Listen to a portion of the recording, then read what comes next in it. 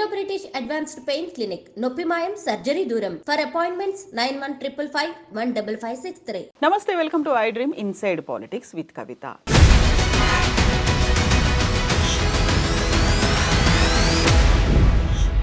ఏక్ హైతో సేఫ్ హై అని మహారాష్ట్ర అసెంబ్లీ ఎన్నికల్లో నినాదించినటువంటి మహాయుతి ఘన విజయం సాధించింది.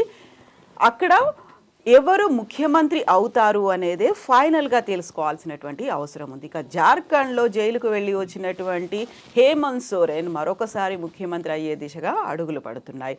మహారాష్ట్రలో కీలకంగా ఏ అంశాలు కీ రోల్ ప్లే చేశాయి, అక్కడున్నటువంటి తెలుగు వాళ్ళు ఎటువైపు మొగ్గు చూపారు? మనతో పాటుగా ఉన్నారు పొలిటికల్ అనలిస్ట్ ప్రకాష్ గారు. ప్రకాష్ గారు నమస్కారం అండి. సో మహారాష్ట్ర అనేది చాలా కీలకంగా కనిపించింది మనకు. 5 ఏళ్ల పాటు జరిగినటువంటి పొలిటికల్ డెవలప్మెంట్స్ ఎపిసోడ్స్ ఇవన్నీ చూసిన తర్వాత ఇప్పుడు మహాయుత్తో పాటుగా మహాగఠబంధన్ ఇవన్నీ కలిసి పోటీ పడ్డప్పుడు ఎవరి వైపు మొగ్గు ఉంటుంది అనేది చాలా క్లియర్గా కీలకంగా కనిపించింది. ఈరోజు తేలిపోయింది. ఎవరెవరు ఎటువైపు ఎందుకని ఓటు వేశారనిపించింది మీకు? ఎన్నికల మేనిఫెస్టోల కంటే కూడా ఇతర కారణాలు ఎక్కువగా ప్రభావితం చేశాయి. మనము ఒక 3 నెలల క్రితం మహారాష్ట్రలో ఉన్న పరిస్థితి చూస్తే యాంటీ బీజేపీ వేవ్ స్పష్టంగా కనబడ్డది. ఈవెన్ పార్లమెంట్ ఎలక్షన్స్ అంతా ఇప్పుడు 6 నెలలే అయింది కదా, రిజల్ట్స్ 5 నెలలు 6 నెలలు. ఈ 5-6 నెలల్లో ఏం మేజర్ మార్పు వచ్చింది? చాలా ప్రతికూల వాతావరణం ఉండేది అప్పుడు. అందరు అన్నారు నెక్స్ట్ మహారాష్ట్రలో కాంగ్రెస్ రాబోతుంది అని. అవును, అంటే బీజేపీ వాళ్ళు కూడా అన్నారు, వాళ్ళు కూడా చాలా టఫ్ ఉంటుంది ఎలక్షన్, ఎవరికి వచ్చినా స్లైట్ ఎడ్జ్ ఉంటుంది అని అన్నారు. నెక్ టు నెక్ ఉంటుంది అని అన్నారు. అంటే ఈ 5-6 నెలల్లో బీజేపీ తీసుకున్న కొన్ని నిర్ణయాలు వాళ్ళకు అనుకూలంగా ఓట్ బ్యాంకును టర్న్ చేయగలిగాయి. వాస్తవంగా కాంగ్రెస్ మేనిఫెస్టో చాలా జనాకర్షణ పథకాలతో నిండి ఉన్నది.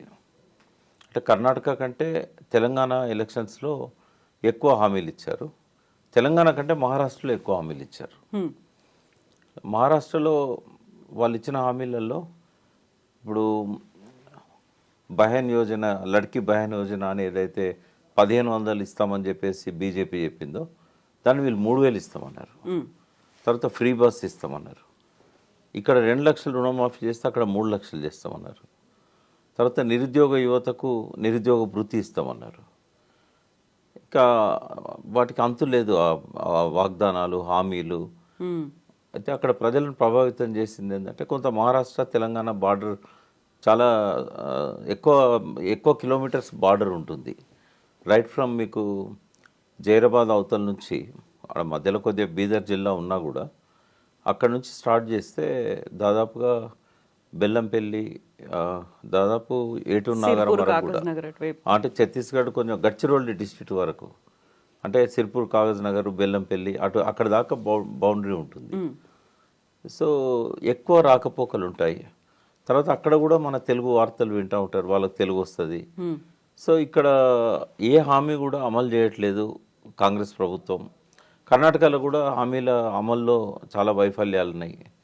సో ఈ విషయాలన్నీ వీళ్ళు మాటలు ఇస్తారు తప్ప వీళ్ళు నెరవేర్చారు అనేది ఒక ప్రచారం అయితే అక్కడ జరిగినట్టుంది.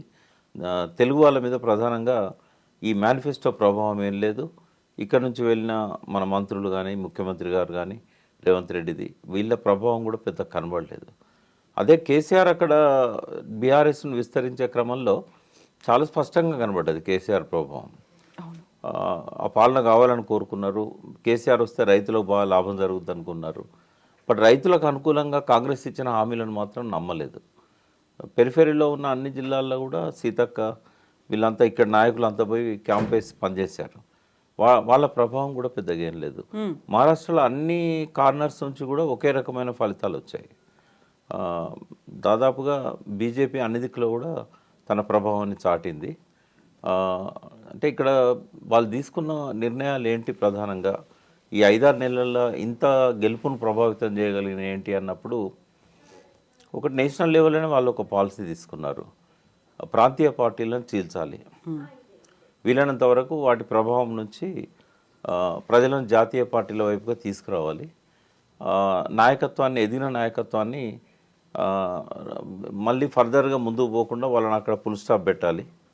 శరద్ పవార్ లాంటి పెద్ద నాయకుడిని కూడా ఒక చిన్న ప్రాంతానికి పరిమితం చేసి అందులో కూడా ఆయన అజిత్ పవార్కు వచ్చిన వాటిలలో సగం సీట్లు కూడా రాని పరిస్థితి క్రియేట్ చేశారు. అంటే ఎన్సీపీ పెట్టింది శరద్ పవార్, నడిపింది శరద్ పవార్, దాన్ని దేశ రాజకీయాల్లోకి తీసుకెళ్ళి ప్రధాని ఎవరు ఉండాలి అనే డిసైడ్ చేసే స్థాయి వరకు తానే ప్రధానమంత్రి క్యాండిడేట్గా ఉండాలనే దాకా ఎన్సీపీ ఎదిగింది. అటువంటి టవరింగ్ పర్సనాలిటీని ఆ పార్టీని చీల్చడం ద్వారా, అందులో ఉన్న యంగ్ లీడర్షిప్ను తమ దిక్కు తెచ్చుకోవడం ద్వారా దాన్ని స్ప్లిట్ చేశారు. శివసేన కూడా బాల్ ఠాకరే పెట్టిన మొక్క, అది తిరుగులేని పార్టీ, అది మహారాష్ట్ర రాజకీయాలలో. బాల్ ఠాకరే ఉన్నప్పుడే ఆయన అల్లుడు రాజ్ ఠాకరే దూరమైనా కూడా ఆ పార్టీ గట్టిగా నిలబడ్డది. అటువంటి పార్టీని రెండు ముక్కలు చేశారు. ఇవాళ చాలా పరిమితమైన స్థానాలకు ఉద్ధవ్ ఠాకరేను తగ్గించారు.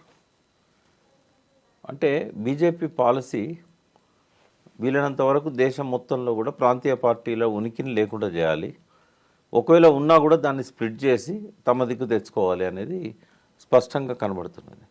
తెలంగాణలో కూడా ప్రయత్నం చేశారు. మొదటి టర్ములోనే హరీష్ రావును తమ దిక్కు తెచ్చుకోవాలనేది ఒక పెద్ద ప్రయత్నం చేశారు. కానీ హరీష్ రావు స్ట్రాంగ్గా నిలబడంతో ఆ ప్రయత్నాలు ఫెయిల్ అయినాయి. అంటే ఆ ప్రయత్నం కంటిన్యూగా నడుస్తూనే ఉంది. ఇప్పుడు కూడా మొన్నటి ఎన్నికల కంటే ముందు ఆ ప్రయత్నం జరిగింది. ఎన్నికల తర్వాత ఓ ప్రచారం చేశారు, హరీష్ రావు గారు 20 మంది తీసుకొని మా పార్టీలోకి వస్తున్నారని. అంటే ఎప్పుడు ప్రాంతీయ పార్టీలను టార్గెట్ చేయడం అనేది మహారాష్ట్రలో వాళ్ళ స్ట్రాటజీ ఫలించింది. వాళ్ళు ఒక్కటి కాకుండా ఆపగలిగారు. అవసరమైన అంటే ఆ పార్టీని స్ప్లిట్ చేయడానికి ముఖ్యమంత్రి స్థానాన్ని కూడా శివసేన నుంచి చీల్చుకొని వచ్చిన షిండేకి ఇవ్వగలిగారు. మళ్ళీ ఆయన ఎక్కడ వాళ్ళ దిక్కు వెళ్తాడేమో అని మళ్ళీ గెలిచిన తర్వాత కూడా నువ్వే ముఖ్యమంత్రి అని చెప్పారు. ఇప్పుడు ఇస్తారనేది అనుమానం, ఎందుకంటే ఎక్కువ సీట్లు బీజేపీకి వచ్చాయి కాబట్టి ఆయనకు ఇవ్వాలని ఏం లేదు. సో అక్కడ ప్రధాన పాత్ర ఈ ఎన్నికల్లో ఆర్ఎస్ఎస్, ఈ విక్టరీకి సింహభాగం ఆర్ఎస్ఎస్దే. వాళ్ళు ఏం చేశారంటే 1,50,000 సమావేశాలు పెట్టారు రాష్ట్ర వ్యాప్తంగా. మొత్తం 3 monthsలో 100 రోజుల లోపల రాష్ట్ర వ్యాప్తంగా అన్ని విలేజ్లలో 45,000 గ్రామాలలో ప్రతి తలుపు తట్టారు. వాళ్ళకు ఒక 40 దాకా ఫ్రంటల్ ఆర్గనైజేషన్స్ ఉన్నాయి, అఫిలియేట్స్. ప్రతి సంస్థ నుంచి టీమ్స్ ఫామ్ అయ్యి మహారాష్ట్ర అంతా కూడా అన్ని గ్రామాలలో, అన్ని పట్టణాల్లో, అన్ని వార్డులలో, డివిజన్స్లలో చాలా 1-on-1 కాంటాక్ట్తోని ప్రజలను బాగా ప్రభావితం చేసే విధంగా ఆర్ఎస్ఎస్ శక్తులు పనిచేశాయి. అది తెర వెనుక జరిగిందంతా, ఎక్కువ ప్రచారం లేకుండా, ఆర్భాటం లేకుండా. దాని ఇంపాక్ట్ బాగుంది. ఈ ఒక్కటిగా ఉంటే బలపడతామనే స్లోగన్ ఏదైతే ఇచ్చారో అది హిందువులకు ఉద్దేశించి ఇచ్చింది. అది హిందువులను ఉద్దేశించి ముస్లింల బూచిని చూపెట్టి వాళ్ళు ఫ్యామిలీ ప్లానింగ్ చేసుకోవట్లేదు, ఒక్కొక్కరి ఇంట్లో 15 మంది 20 మందిని అంటున్నారు, జనాభా ఇట్లా పెరుగుతూ పోతే మనం మైనారిటీలం అవుతాం, వాళ్ళని ఆపాలి.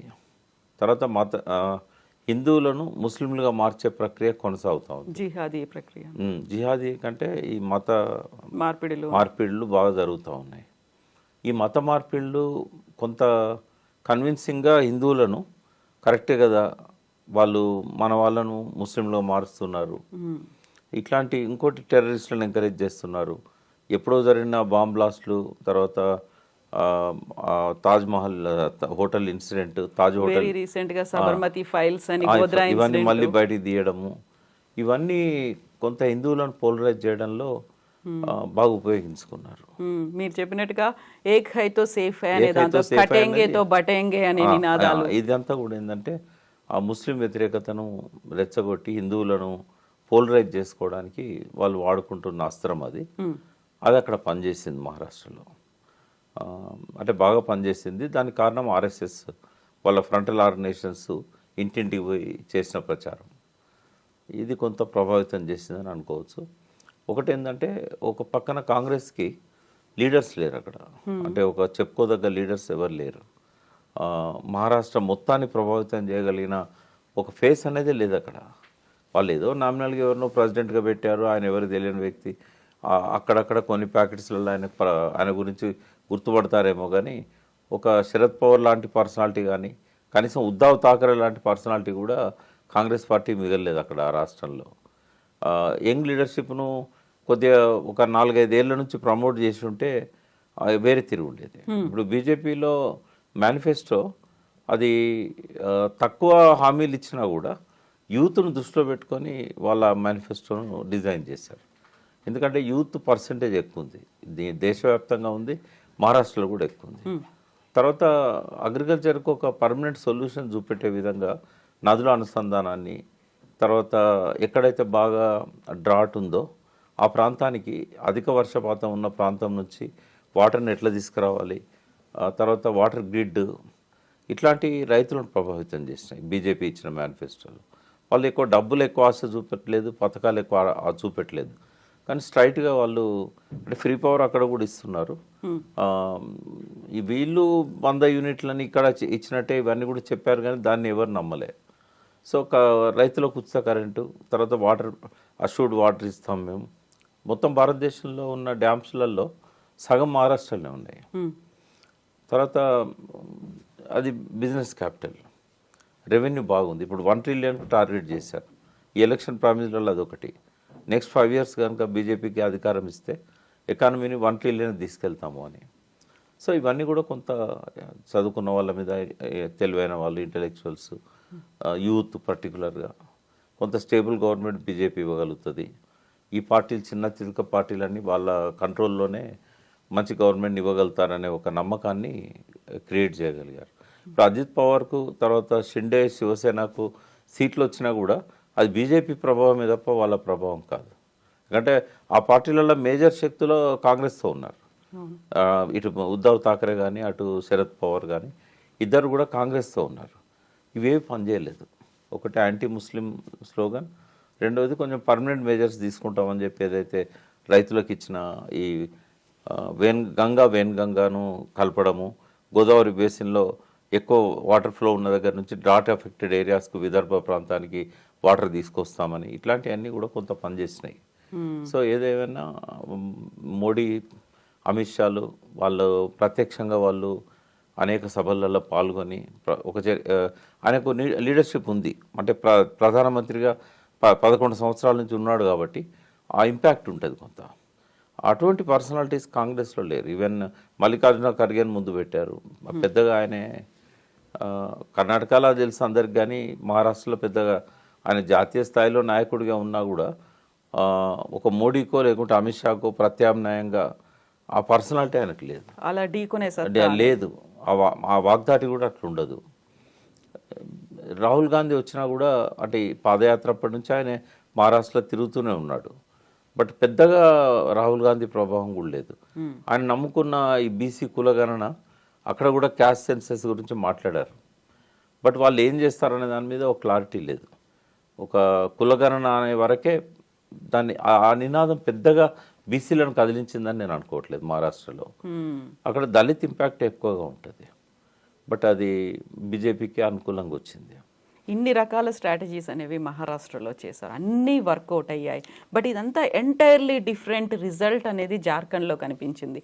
అక్కడ ఉన్నటువంటి రీజనల్ పార్టీయే మళ్ళీ గెలుపొందింది, అదే ప్రభుత్వాన్ని చేపట్టబోతోంది. అండ్ మొన్నటి దాకా సీఎంగా ఉండి ఆ తర్వాత జైలు పాలై వచ్చినటువంటి హేమంత్ సోరెన్ ఒక కీలకమైనటువంటి వ్యాఖ్య కూడా చేశారు. నన్ను ఓడించడానికి ఇక్కడ బీజేపీ ప్రభుత్వం రావడానికి దాదాపు 500 కోట్లను ఖర్చు పెట్టింది ఇంత చిన్న రాష్ట్రం, వెనకబడిన రాష్ట్రంలో అనే మాట అన్నాడు. ఇక్కడ మళ్ళీ ఇంకొక సెంటిమెంట్ అనేది కూడా కనిపిస్తుంది. జైలుకి వెళ్ళొచ్చినటువంటి వ్యక్తే ముఖ్యమంత్రి అవుతాడు అనేటువంటి సెంటిమెంట్ కూడా. మంచిగా జరుగుతున్న పరిపాలన అక్కడ. ఆ టైంలో ఆయనను అరెస్ట్ చేయడము ఎలక్షన్లను దృష్టిలో పెట్టుకొని చేశారు. నయాన్నో భయాన్నో తమ వైపు తెచ్చుకోవాలనుకుంటున్నారు. అయితే జనరల్ ట్రైబల్స్ వాళ్ళంతా, ఈ ట్రైబల్స్ మీద డబ్బు ప్రభావం ఎక్కువగా ఉండదు, వాళ్ళ కమిట్మెంట్ ఉంటుంది. వాళ్ళ మనిషి మావోడు, మా కమ్యూనిటీ, మా పాలన మాకు కావాలి అంటే జనరల్గానే ఈ హిందూ ఇట్లాంటి సెంటిమెంట్ ట్రైబల్స్ మీద పనిచేయదు. ఇప్పుడు మహారాష్ట్రలో ఉన్న వాతావరణం వేరు, జార్ఖండ్లో ఉన్న వాతావరణం వేరు. అక్కడ ముస్లింలు పెద్దగా ఏం లేదు, అక్కడ ఇష్యూస్ లోకల్ ఇష్యూస్ ఉన్నాయి. సో వాళ్ళు ఏంటంటే ఇంకోటి, ఈ నోట్ల కట్టలకు ఓట్లేసే తత్వం గిరిజనులలో ఉండదు. అంటే కొంత లంబాడా గిరిజనులలో ఉంటుంది కానీ ఈ ఆదివాసీ ట్రైబ్స్ ఫారెస్ట్ ట్రైబ్స్లలో మనకు దాని ఇంపాక్ట్ పెద్ద కనబడదు. వాళ్ళు డబ్బు మీద ఆధారపడ్డ జీవిత విధానం కాదు వాళ్ళది. వాళ్ళ జీవన విధానం అంతా ప్రకృతి మీద ఆధారపడి ఉంటుంది. సో శిబు సోరెన్ కానీ హేమంత్ సోరెన్ కానీ వాళ్ళు ఓన్ చేసుకున్నారు. జార్ఖండ్ రాష్ట్రం ఏర్పడ్డది అంటే శిబు సోరెన్ దశాబ్దాల కృషి ఉంటుంది దాని వెనకాల. కాబట్టి ఆ సెంటిమెంట్ కొంత ఉంటుంది. ఆయన అరెస్ట్ చేయడంతో ఎక్కడ లేని సింపతి వచ్చింది. ఆయన వైఫ్ని మళ్ళీ ముందు పెట్టడము, ఆమె కొంత అట్రాక్ట్ చేయడము, ఆమె ఇంపాక్ట్ కొంత వాళ్ళ మీద పనిచేసింది. అక్కడ కూడా హామీలు వాగ్దానాలు రెండు సైడ్లు వచ్చినాయి.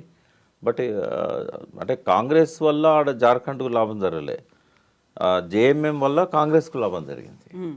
వాళ్ళతో కలిసి ఇవాళ సంకీర్ణ ప్రభుత్వంలో ఉండే పరిస్థితి వచ్చింది. ఇక్కడనేమో బీజేపీ వల్ల ఈ ప్రాంతీయ పార్టీలకు లాభాలు జరిగినాయి. కాబట్టి మళ్ళొకసారి అక్కడ హేమంత్ సోరెనే ముఖ్యమంత్రి అవుతారు. కానీ ట్రైబల్స్ మీద పెద్దగా బీజేపీ ఆయుధాలు ఏవైతే ఉన్నాయో ఏవి పనిచేయలేదు. వనవాసి కళ్యాణ్ అని ఒక సంస్థ ఉంది వాళ్ళకి. అవును, వాళ్ళు ఏంటంటే ఆర్ఎస్ఎస్ ఆదివాసీలలో పనిచేస్తున్నారు. అంటే రాజకీయం కంటే ఎక్కువ వాళ్ళ ఇష్యూస్ మీదనే ఆ సంస్థ పనిచేస్తుంది. లైవ్లీహుడ్ మీద వాళ్ళ మీద ఎక్కువ వాళ్ళు ఉన్నా కూడా వాళ్ళ ప్రభావం పెద్దగా ఉండదు. అంటే పాలిటిక్స్ మీద వాళ్ళు చెప్తే పెద్ద వినరు. వాళ్ళ వెల్ఫేర్ మీద మాట్లాడితే వింటారు కానీ పాలిటిక్స్ మీద ఆ సంస్థ ప్రభావం కూడా ఎక్కువ ఉండదు. అక్కడ ఉన్నటువంటి అడవులు, భూగర్భ గనులు, ఇంకోటి ఏంటంటే అక్కడ బీజేపీ ఎక్కువ మైనింగ్ మాఫియాకు సపోర్ట్ ఉంటుంది అనేది కూడా ఉంటుంది. దానికి అగెనెస్ట్గా ఉంటారు ట్రైబల్స్. ఎందుకంటే నిత్యం వాళ్ళ సంఘర్షణ, వాళ్ళ పోరాటం అంతా కూడా ఆ మైనింగ్ యజమానులతోనే. యజమానులకు అనుకూలంగా ఉండే పార్టీ బీజేపీ, యజమానుల పక్షాన ఉండేది జేఎంఎం, వీళ్ళ బాధితుల పక్షాన ఉండేది జేఎంఎం. అక్కడ కూడా ట్రేడ్ యూనియన్స్ ఉంటాయి, ఇవన్నీ ఉంటాయి. వామపక్ష పార్టీల ప్రభావం తక్కువే ఉంది అక్కడ. కొంత రామ్విలాస్ పాస్వాన్ పార్టీ ఉన్న నితీష్ సంబంధించిన వాళ్ళు కూడా కంటెస్ట్ చేశారు. ఈ అలయన్స్లో వాళ్ళకు కూడా కొన్ని సీట్లు ఇచ్చారు, చాలా తక్కువ, ఒక్కొక్క సీట్ ఏదో ఇచ్చినట్టున్నారు. బట్ ఏదున్నా వాళ్ళిద్దరి ప్రభావం కూడా పెద్దగా లేదు.